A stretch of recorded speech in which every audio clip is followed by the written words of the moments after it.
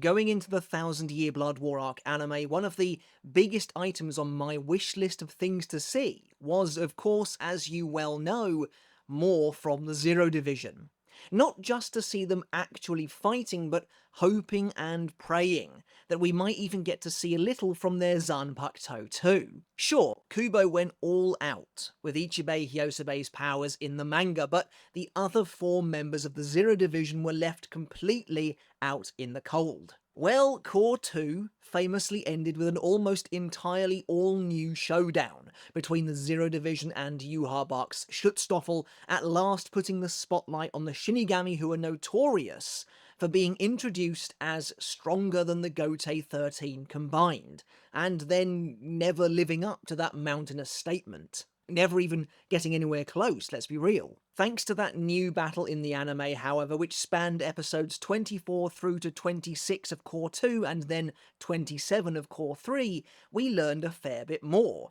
More even than I was expecting, as I was on record hoping for maybe a Shikai or 2 from the Zero Division, when in actuality we got a little bit more than bargained for in the end. But that being said, we didn't learn everything, and ultimately there is still plenty more that we don't know. Even after that new battle, perhaps still more that we don't know than do. So in today's video, I want to discuss the secretive Zanpakutō of the Zero Division, their potential Shikai, maybe even their potential Bankai, if that's even possible, and of course use what we do actually know, thanks both to the manga but more specifically the anime as well, to narrow down as educated a guess as possible. Let me know in the comments, what do you think the missing Shikai and Bankai of the Zero Division are? I'd love to hear your thoughts. And of course, as always, if you enjoyed today's video, consider hitting subscribe down below. Your support does mean the absolute world, and it makes a huge difference as well to the growth of the channel, so I really would appreciate it. And consider checking out my other channel, Mr. Tomo Talks Games, where again, your support over there matters more than ever. Subscribing, liking, commenting, even just watching the videos, it all helps out enormously. And of course, a massive thank you to everyone who already has made the journey over there. It is noticeable, it is making a difference, and I really do appreciate it. So, what do we know so far about the Zero Division's Shikai and maybe even Bankai? Not including Ichibei, of course, who, as I mentioned, already had essentially everything about his Zanpakutō revealed in the manga. So really, we're just looking at the remaining 4 members. Now, about 3 years ago, prior to the anime even coming out, I think, I made a video a little like this one, and so I think now it's an interesting time to take a new, refreshed look, taking into account everything new that we know now, and everything new that we got from the anime. And now that's not to say we didn't get anything from these characters in the manga either.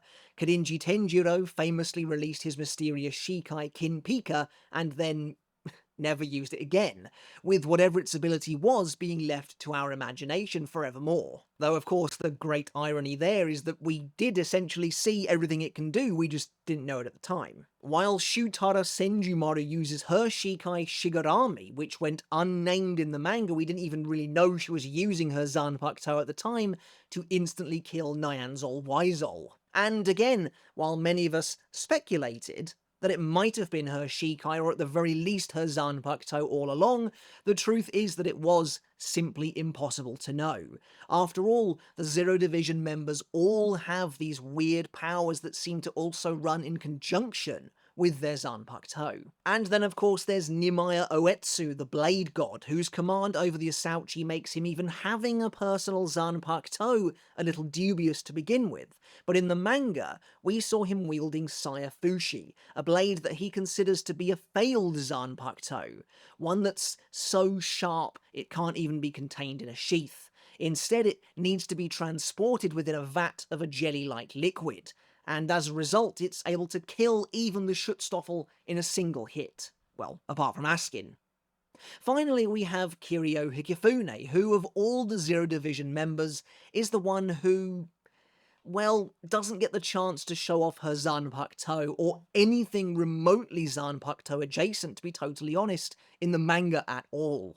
She wields a very large spoon, and even tries to use it to block Leel's the X-axis, and to be honest, I always thought this was her sealed Zanpakutō, much in the same way as the other members also all have unusual sealed Zanpakutō as well, but the Thousand Year Blood War Arc anime maybe turns this idea on its head. We'll get into that a little deeper in a minute. But speaking of the anime, not only did it seemingly reveal the actual ability of Tenjiro's Kinpika, which seems to be a fairly simplistic ability wherein the reveal of the blade releases a blindingly bright gold light, allowing Tenjiro the opportunity to escape or make another move before carrying on. It also, more importantly, revealed absolutely everything there is to know about Senjumaru's Zanpakutō, which was extremely welcome, especially since she always was my favourite member of the squad even back in the day. Well, it revealed everything save for her Zanpakutō's release command, I guess.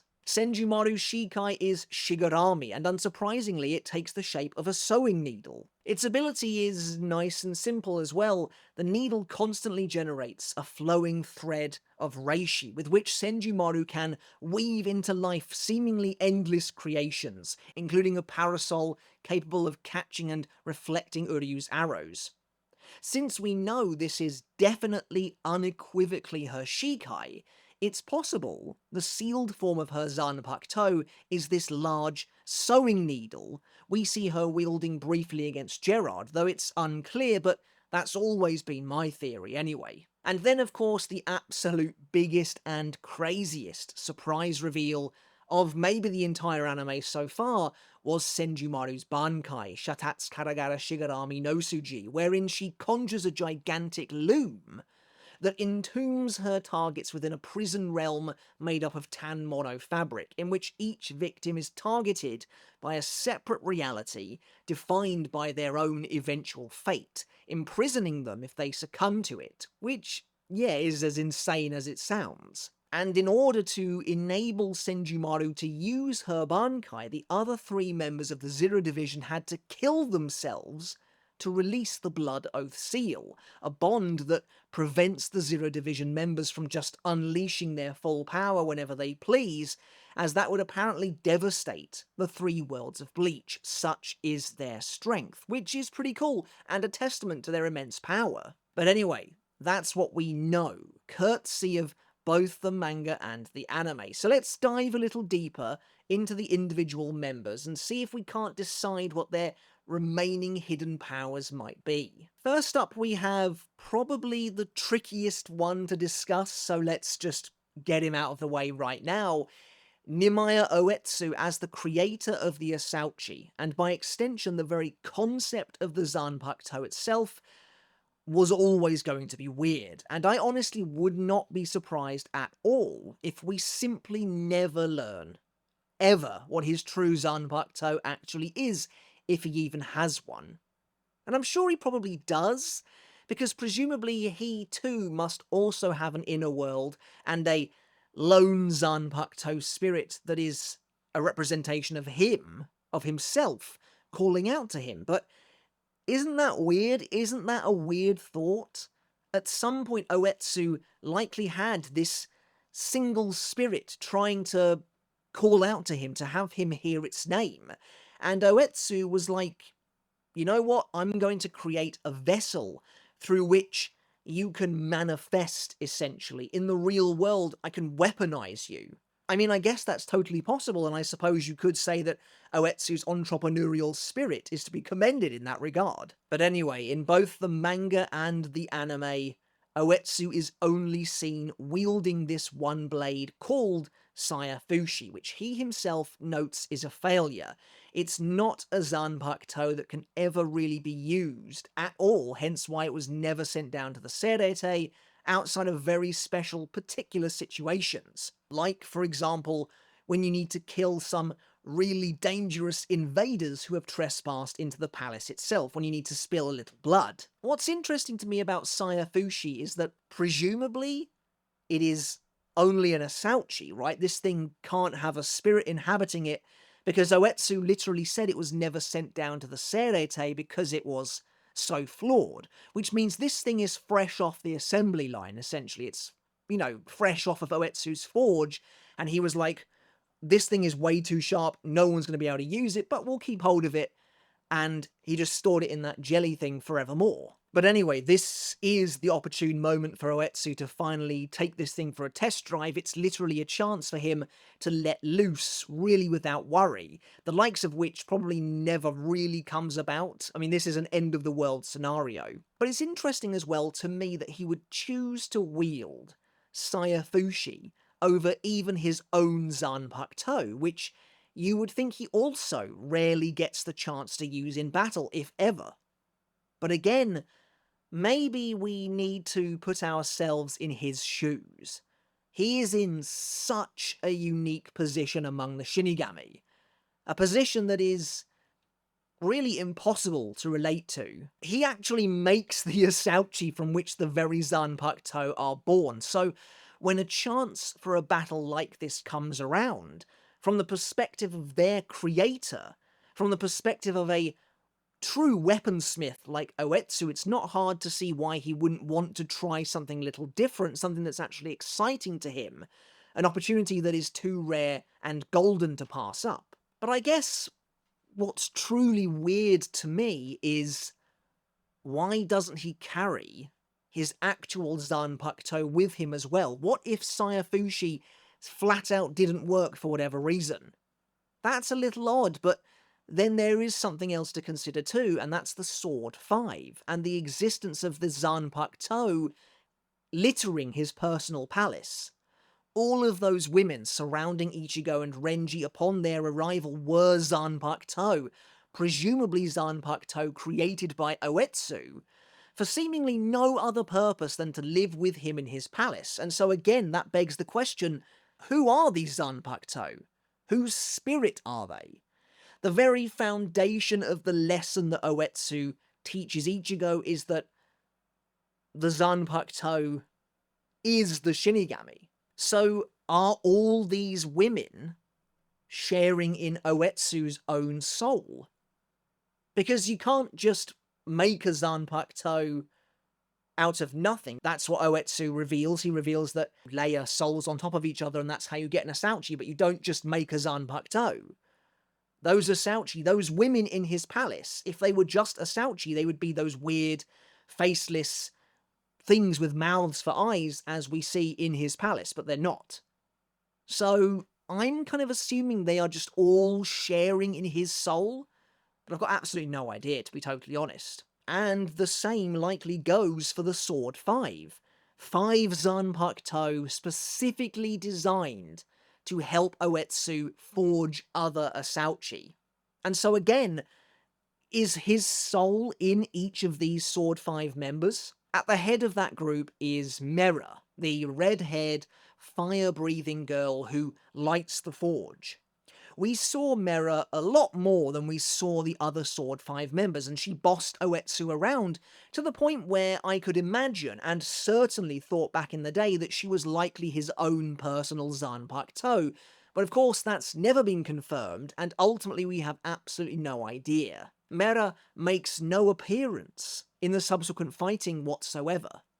So Oetsu is definitely the toughest of the bunch to kind of understand from this perspective because of his position, and as a result there is absolutely nothing at all to go on for what his real Shikai and Bankai could actually be. Maybe he can just generate Zanpakutō on the fly, or freely switch the abilities of his own Zanpakutō. But this is complete speculation based on nothing, because as I said, there is nothing here for Oetsu, which is ironic in a way, but also makes complete sense, I think. Moving on though, and of the 3 remaining Zero Division members, Kurinji Tenjiro is the one with the most clear-cut Zanpakutō right now, the opposite end of the spectrum.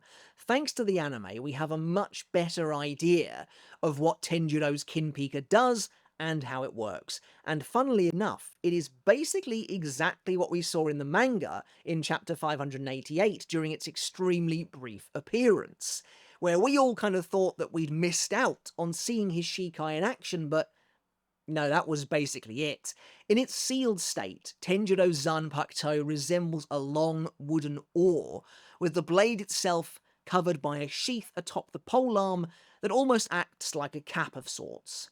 Upon releasing his Zanpakutō with the command Heavenly Flash, Tenjiro removes the sheath and immediately blinds his enemies with a brilliant gleam of golden light. Interestingly, removing his sheath like this seems to be just how Tenjiro activates his Shikai even once it's been released already. And so I'm unsure whether or not his Shikai remains active once he slots the sheath back on, and if it did, does that mean he can simply keep removing the sheath over and over again to unleash the golden light again and again, as if resetting its power? Or does every time he places the sheath back onto the blade, does that reseal his Zanpakutō? I guess it ultimately doesn't make much difference because Tenjiro, presumably having a Bankai, doesn't need to say the name, doesn't need to release his Zanpakutō. He can activate his Shikai wordlessly, so yeah, I guess it doesn't really matter either way. Anyway, in the anime, Tenjiro battles Hashwolf, and we see him actually activate his Shikai. The moment he activates his Shikai in the manga was removed in the anime, replaced with this version, and yet the actual golden flash here doesn't really seem to do anything this time, presumably because Hashwolf was actually quite far away when Tenjiro released Kinpika. And when he battles Hashwolf with his now glowing blade, it's hard to know exactly what the Shikai is doing, if anything at all. It doesn't seem to be blinding Hashwolf, so is it providing Tenjiro with some kind of a power boost instead? Because if its only ability is to blind Tenjiro's enemies in the moment of activation, then that begs the question, why did he activate it so far away from Hashwolf? It's possible that without his Shikai, Tenjiro wouldn't have been able to pierce Hashwolf's front shield, but again, we don't know that for sure. Interestingly, when Tenjiro next uses his Shikai, he's able to release it even though Leal has clearly blown a hole straight through the blade, which is pretty awesome. This is definitely the clearest usage of Kinpika in my opinion. With the Zero Division in trouble, Tenjiro immediately pulls the sheath from his blade and unleashes the Zanpakutō's impossibly bright light, momentarily blinding Leal and giving the Zero Division the chance to escape and regroup. And then later, in Tenjiro's battle with Askin, the Zero Division member leaps into the air and releases his Zanpakutō again, the shimmering gold light blinding Askin. However, Askin turns tail and runs, which allows him to dodge Tenjiro's follow-up downward strike, designed to be an immediate follow-up to his Shikai's release to catch those who are blinded by the light. So that really does seem to be all that Kinpika can do, and don't get me wrong, I like how unique it is. There's also the question of Tenjiro's command over water, but I'll be honest, I don't think this has anything to do with his Zanpakutō specifically. Maybe it does, and we see him in both the manga and the anime freely controlling the waters of his hot springs, calling them to him in battle and using them in a variety of different ways. In the manga, he surrounds and traps Yhwach and his men with them, boiling the soldat, while in the anime he conjures a huge ball of water to launch at Hashwolf and Uryu, and later helps Oetsu with the water from his blood hell pond, which he then uses to counter Askin. But as mentioned before, all members of the Zero Division are imbued with a divine power that has something to do with the inventions that got them a place within the division in the first place, that seemingly doesn't explicitly connect to their Zanpakutō, or if it does, it is a complementary power that doesn't stem from the Zanpakutō itself. The most confusing thing about this is that, at least outside of Tenjiro, for whatever reason, every single member of the Zero Division, their Zanpakutō seems to be related to the invention that got them into the division in the first place, which kind of seems a little unlikely to me, and does muddy the waters somewhat, but I guess it makes sense because their speciality might come from their Zanpakutō, which in itself is an inherent reflection of their soul, so I guess that does make sense. For example, Ichibei is able to magically know the names of all things, even those he didn't name, like he knows the true name of Renji's Bankai, and Oetsu can freely control Asauchi and even seemingly interact with other Shinigami's inner worlds. These are tangentially related to their Zanpakutō, but not a specific power of, in Ichibei's case, his Ichimonji. It's a superpower that he himself has due to his position, likely given to him by Reo. It's the same as Hikifune's innate ability to bring things to life, such as when we see her create the Cage of Life, and even at one point shows something growing from her palm. That's her own special divine power, which is based on, in her case, the movement and flow of Reryoku that she specializes in. I remember there being some theories that Tenjiro used his Shikai to heat up the water, but I don't think we've ever really seen any real evidence of that, and in the manga the water is already boiling prior to him actually activating his Shikai. So all of that's to say that no, I don't think Tenjiro's command over water has anything to do with his Zanpakutō. It seems to be purely about blinding his enemies with a gold light. So what on earth could his Bankai be? Well, I like the idea of his Zanpakutō conjuring a perpetual light that remains on the battlefield at all times. Maybe Tenjiro's Bankai creates a huge sphere of light, a little like Askin's Gift Ball Deluxe from a visual standpoint, and it constantly blinds those who find themselves trapped within it, save for Tenjiro himself, of course. You could even go one step further. Maybe the light actively injures those it touches or those who see it, and scalds the enemies caught within its glow, which could even be a little reference to the hot springs themselves. Many, many years ago now, I had the idea that Tenjiro's Bankai would slowly expand a huge sphere of light that blinded enemies while also shooting out bars of a hard light that would injure and burn his targets. Honestly, it's really cool though to finally have a true light-based Zanpakutō in the canon story, but it's not easy to think of a suitable Bankai for Kinpika when we know so little.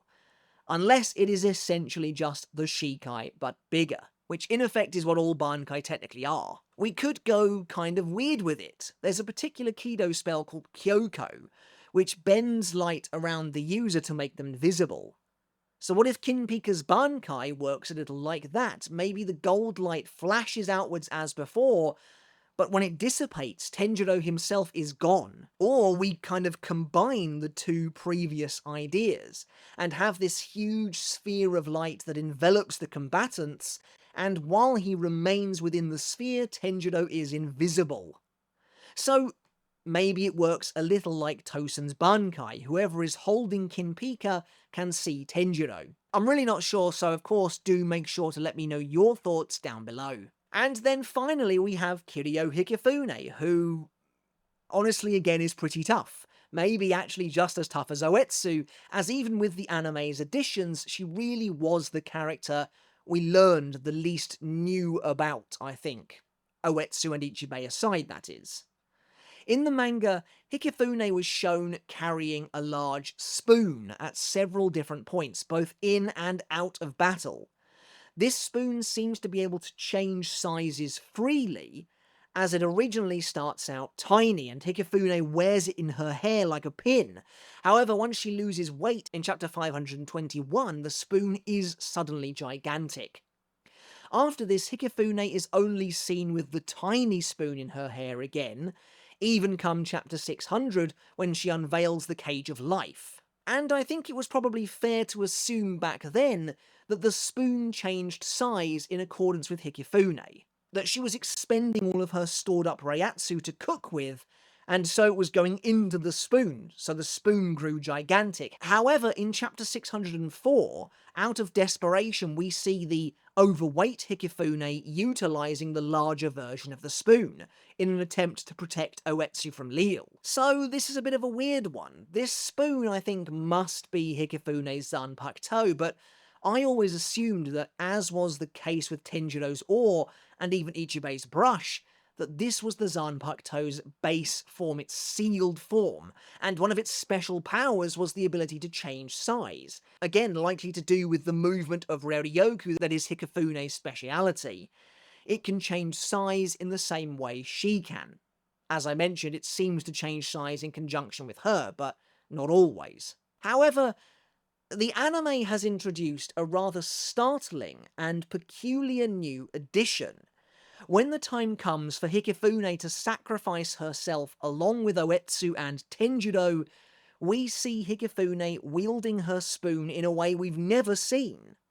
She's holding the oversized spoon that she was battling Pernida with, and then she shrinks it down in her hands before our very eyes, but not to the tiny hairpiece spoon that we saw before, or at least not just to that, but a seemingly brand new one. This new spoon is thin and elongated, and then the next time we see it, it has changed again. Now the spoon itself is upside down in her hand, acting as a sword's hilt, with the actual spoon itself working as the kind of pommel. And what do you know? There's an actual blade now protruding from, I guess, the handle of the spoon itself. So I'm kind of assuming this means I was right. The big spoon that can freely change size is the sealed form of Hikifune's Zanpakutō. And whatever this is this actually her Shikai? Much in the same way as Tenjiro's Shikai is just his sealed sword but with the sheath removed, and much in the same way as Ichibe's Shikai is just his brush, but with the blade at the tip instead of the brush head itself. So, is this Hikifune's Shikai? It looks a little like the sealed form of Benihime to me, with the way the hilt of the sword itself is like Kisuke's cane, but though here of course it's a spoon. Unless, and here's the kicker, this version of the spoon sword is the same as the tiny spoon that she wears in her hair, which would presumably make it the sealed form instead? I really have no idea, and again, some clarity on this would have gone a long way, rather than just kind of teasing us. I still think as well the sealed form of Senjumaru's Shigarami is the oversized needle that she wields briefly against Gerard, and when she releases her Shikai, the needle must shrink down to the size of an actual sewing needle. Anyway though, what on earth can this Zanpakutō do?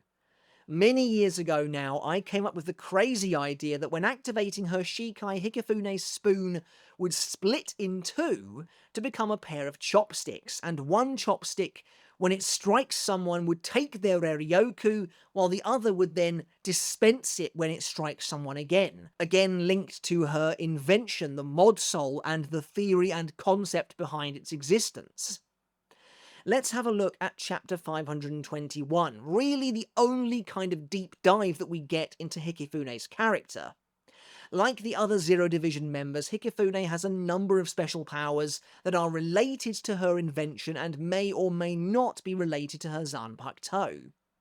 She's able to make people hungry by the mere suggestion, and she can seemingly create life from her own Ryoku. As she notes later, she creates the ingredients for her divine food that's capable of shaping lives from her very body. All of this stems from the concept of, as Hikifune says in her own words, the insertion of a spiritual pressure different from one's own to elevate the class of one's power.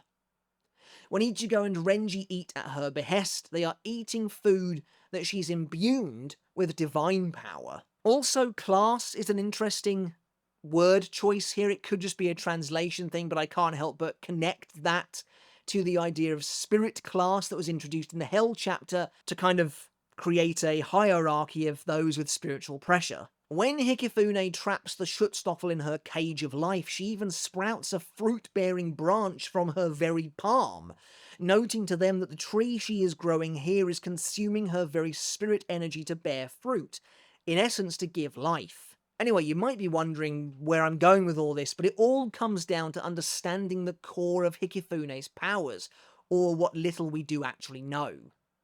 During her short battle with Pernida in the anime, Hikifune spends most of the battle wielding the very Tree of Life itself, having transformed it even further, and she commands the twisting branches and roots to try and grab and grapple Pernida. Kubo himself, in an older club outside, noted that the Cage of Life was actually akin to Kido, but it can only be used by Hikifune, making it more like Ganju's Seppa, for example. And I think we see evidence of this in the anime when she claps her hands to keep the roots and branches bearing down upon Pernida. However, there is one moment in the anime's new fight that makes me wonder if we briefly do get an idea of what Hikifune's Zanpakutō is actually capable of. When battling Pernida, Hikifune pulls a bunch of seeds from her Hayori and launches them at the Sternritter before rapidly wafting at them with her spoon. By doing so, she speeds up the seeds' growth, and they sprout into tendril-like roots that attempt to then strike Pernida. Could the essence of Hikifune's Zanpakutō then be the power to give things life, to help things grow and bloom? In the sense that she helps them to flourish? A little bit like Baragon's Respirar, only her power stops long before we reach the decay stage, and perhaps is more specifically suited to nascent life, to buds, to things that have yet to grow, to things that have only just been born. Whereas Baragon's power works on essentially anything, Hikifune's Zanpakutō is more about giving life to something that has just been born, and allowing something to grow and breathe rather than to age it, which is something else entirely. So yeah, the unfortunate truth regarding Hikifune is that outside of some kind of vaguely educated guesses, we've really got no idea. As I mentioned earlier, Tenjiro is evidence that a Zero Division member's powers and their Zanpakutō don't seem to have to be intrinsically linked, though that being said, they almost always are. And even Tenjiro's Zanpakutō is shaped like something you might use in conjunction with water. So I would say it's a safe bet that Hikifune's Zanpakutō is either related to food or to this idea of growth and giving life through moving Raryoku. I like the idea of it rapidly giving life to things and helping things to grow, though again, was the oversized spoon she used in battle against Pernida simply her sealed sword? Or are we supposed to believe that that is her Shikai? Maybe the sealed version of her Zanpakutō is the one she cuts her throat with. Of course, this means any Bankai for Hikifune is realistically basically impossible to guess. However, an idea I used to have for Hikifune's Bankai many years ago that went with my original idea of her wielding chopsticks as a Shikai, and actually I think still works based on what little we know now, was that she would trap her enemies, potentially multiple enemies at once, in this case a little like Senjumaru's Bankai, in this case the Schutzstoffel, at the bottom of a huge ramen bowl. Then, slowly, while she's fighting them in this bowl, the ramen bowl would begin to fill with a strange liquid up higher and higher, and of course it would turn out that this liquid was in fact the Schutzstoffel's own Raryoku that was being displaced, sapped from them and moved elsewhere, as is Hikifune's speciality. Maybe Hikifune could even continue to use her chopsticks while in her Bankai to then drain that Raryoku that she has taken from the Schutzstoffel and empower herself. But again, it's total fanfiction on my part, as fun as it is to speculate. Let me know your thoughts down in the comments. Do you have any theories as to what a Bankai for Hikifune, or Tenjiro, or Oetsu could actually be? But that's it for today's video, guys. As always, I do hope you enjoyed it. It's always fun to discuss the Zero Division. They are easily some of the most interesting characters in Bleach, in my opinion. Not just because we collectively know so little about them, but because Kubo really pushed the envelope with them and made them so fascinating in comparison to normal Shinigami. That again, I would love to know more, but at this point it kind of just feels a bit greedy considering the anime did go out of its way to give us a little bit more. But that's it for the video. As always, thank you so very much for watching. I hope you took something of value away from it as well. Let me know your thoughts down in the comments below. Let me know your thoughts and theories on the Zero Division's missing Shikai and Bankai. Do you think any of my ideas are off base, or are they on point? I'd love to know your thoughts. Do please let me know. Consider hitting subscribe down below if you haven't done already to help support the channel. I really do appreciate it. If you like the Bleach content that I do here, and you want to show your support if you haven't done so already, giving us a subscribe would really go a very long way. It's quick and easy to do, and it means a lot. And also checking out my other channel, Mr. Tomo Talks Games. That is the biggest way you can support me right now here on YouTube. And also, speaking of supporting me, a massive everlasting thank you goes out to my wonderful supporters over on Patreon, who again are really making this viable for me still on YouTube while things are a little rocky in the first half of the year.